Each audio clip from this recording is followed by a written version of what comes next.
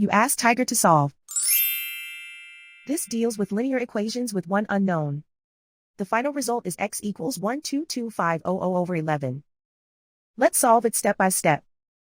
Group all constants on the right side of the equation. Subtract 3,500 from both sides. Group like terms.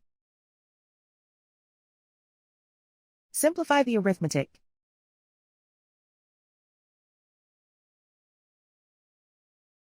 Isolate the m.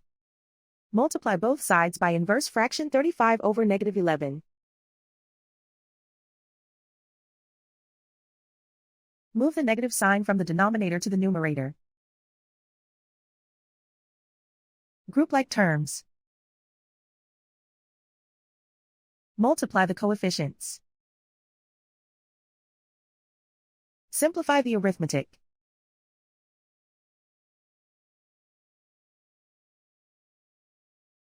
Move the negative sign from the denominator to the numerator.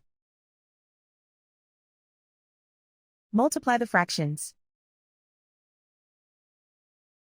Simplify the arithmetic.